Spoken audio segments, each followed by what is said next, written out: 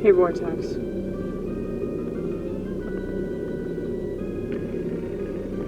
I put on some Zappa because I'm in like a really serious mood right now and I need to lighten the fuck up. Well, something that I really need to talk about, something that I've been talking about for quite some time, but something that I feel is always relevant in my personal life is that whatever I define as crazy, it's pretty prevalent. And the reason why it's so prevalent is because of my thought process.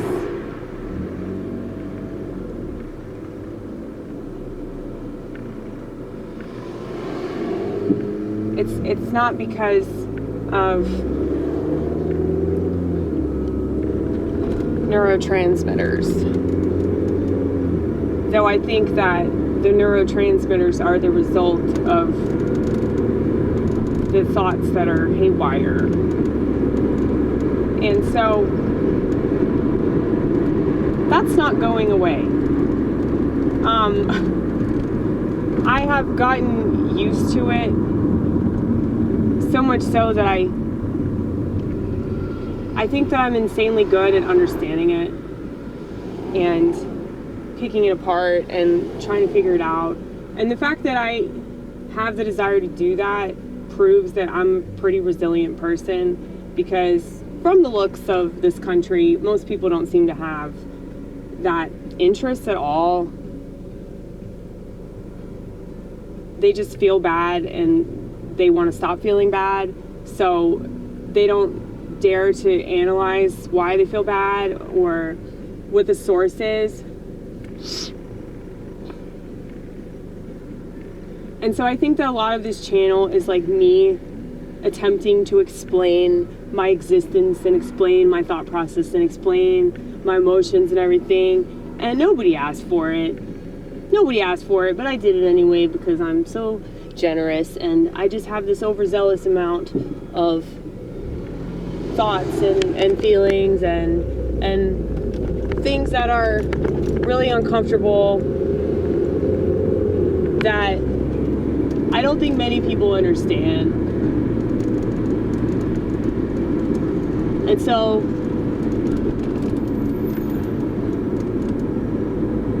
I have really gone out of my way to seek solutions,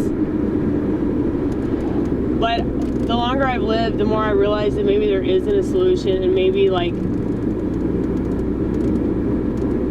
just thinking differently and feeling more intensely, that's just the way that some people are wired, and we have gifts that other people don't. So my ability to simplify things that are complicated and complicate a lot of stuff out of something that's supposed to be simple, I guess it just depends on the day whether that's a gift or a curse, because you know, some days I'm so ecstatic that I'm all the way over here. I'm ecstatic that I'm on the edge of the edge of the edge, and then other days I'm really debating jumping the fuck off of it, you know? And I think that loneliness is the human condition. I've known this since I was very small, and every single time I've tried to be with somebody, it, like, that reality just punches me in the face over and over again. And I would rather be punched in the face alone than like be with somebody and then it's like, man, it makes me sick. It makes me fucking sick. And I can feel that in the presence of other people that are clearly really lonely, even though they have somebody. And I would say that people that have recognized that like nobody's actually going to understand you, maybe they might distract you from that loneliness. Maybe you can be comforted by their presence some of the time. And very seldomly I am. You know, I'll have conversations with people on the telephone. You guys heard of the telephone? Back in the day, we used to make phone calls, and we could be on the phone with somebody for hours and have a meaningful conversation, and it wasn't reduced to like a meme. Back in the day when people used to talk to each other, well, I still have those conversations with people. I can still like sit outside my church and have a long ass conversation with another obviously mentally ill person. And that means a lot to me. But at the same time, I was thinking that I wouldn't be able to do that sort of thing if I were more on the level with everybody else, you know? So I was listening to Fiona Apple. My favorite album of hers came out in 2012.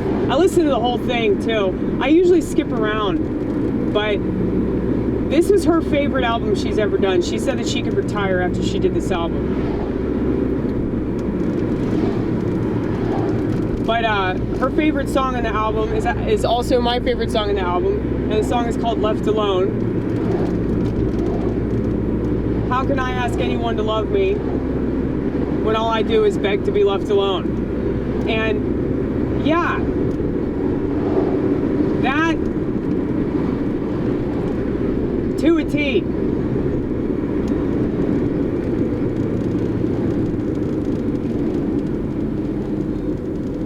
When you have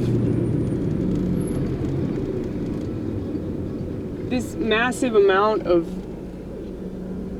feeling, it really can't be contained. And I think that trying to be in a relationship with somebody is just fucking silly, because that's such a high expectation. And, you know, people that have something like borderline personality disorder, it's really hard for them to be alone. But if they can manage that, if they can manage all those emotions, they won't be able to be with anybody, because nobody's gonna understand. And I can't explain that to a sheep. I can't explain that to somebody that has this formulaic idea of what life is all about. You know, oh, you do this and this and this, and you go here and you say this thing and you wear that, and you spend time with this person, and maybe you fall in love, and then you get married and you pop out a bunch of babies. Thank you for that turn signal, Jeep. But yeah, it's like, I don't think I could have this relationship with like everything around me and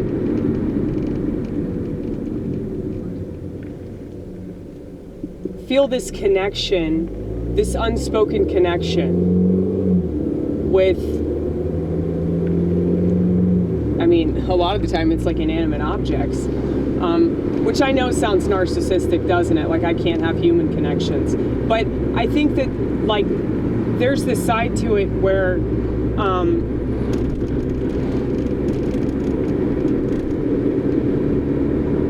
it's impossible to let people see who you are, because you don't know who you are, you don't have a personality. And then there's the opposite end of that, where it's like all I do is show people who I am. All that I do is like reveal layers upon layers upon layers of myself, and it still doesn't even scratch the surface of it. And so I feel like it doesn't matter what I do, it's not enough. It doesn't matter what I say, I'll say it like 50,000 more times, and it's frustrating. It's very frustrating, and I have to air that grievance sometimes, because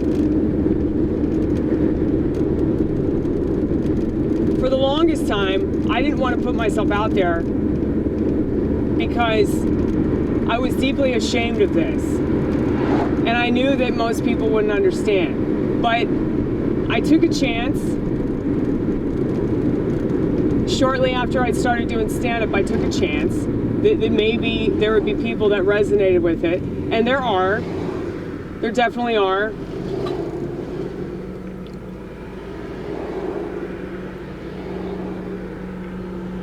But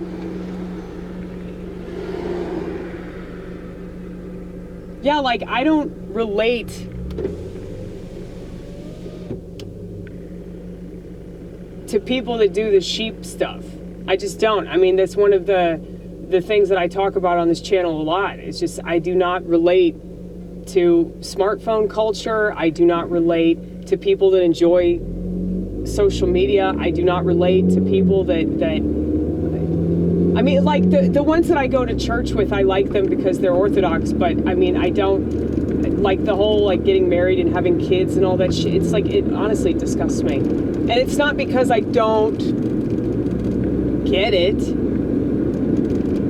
It's because I'm, like, too conscious. And I've said this so many times, and I'll just keep saying it until I die, I guess. But, you know, like, just being surrounded by people that aren't conscious, it's sickening. It's absolutely fucking sickening.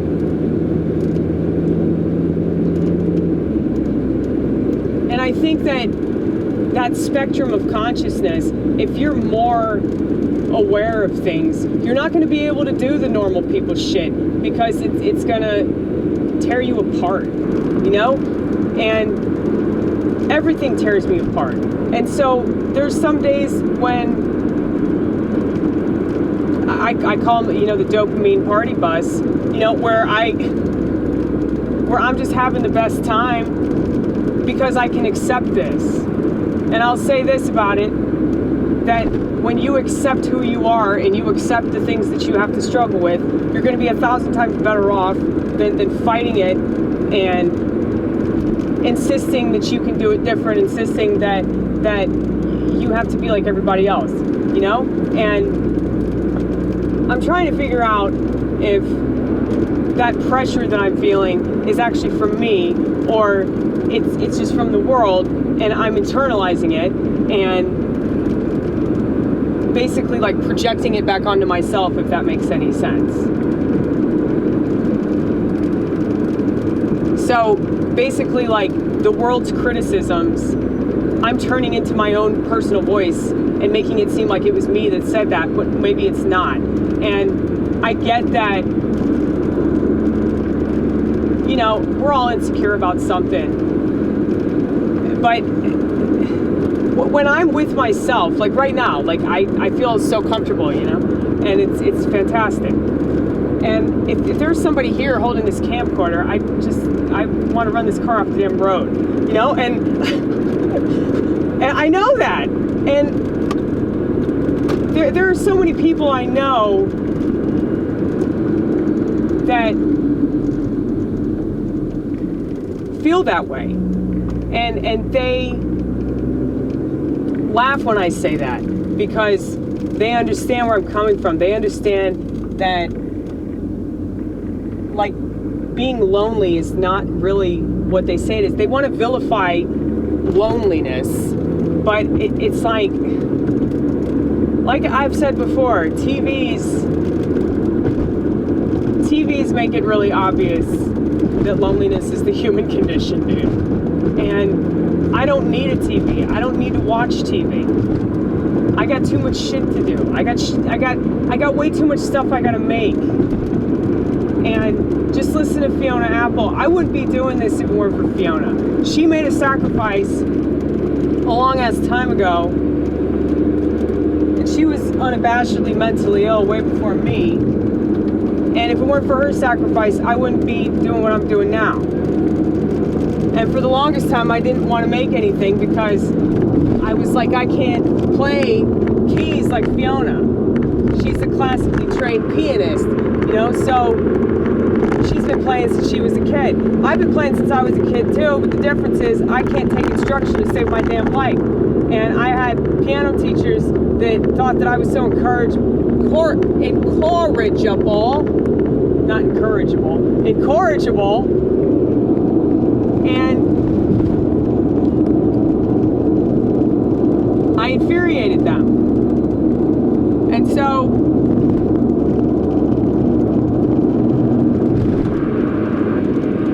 I just kind of figured that I'd put that shit down and I wasn't ever going to pick it back up again. And then it wasn't until I started doing stand-up comedy that I was like, maybe I should play keys. And that's kind of a weird way to get back into that, but it worked. I think that I needed to do stand-up in order to get over the insecurity and the fear of sucking, you know? So when you do comedy, you have to get used to sucking. When you're on stage and you think something's hilarious but nobody gets it, it's like, yeah, there is something very humbling about that. And if you can just eat shit on stage, especially for 4 or 5 minutes straight, if you can do that and keep doing your set too. Keep doing the same jokes even though they're not working. Most people bail. Most people will say, you know what, I'm done. Or they'll just give up on the joke and try something else. If you can continue to do it because you believe in what you're saying and you think it's funny, then yeah, you've really got it made. I would say that, like, you have an understanding of the whole process of creativity and just the whole process of life too, because it's all trial and error, mainly error. But yeah, if you can just keep doing it, regardless of what people think, and regardless of what your inner voice thinks, you know, that critic that's way harsher than anybody on stage, or off stage rather, any audience member.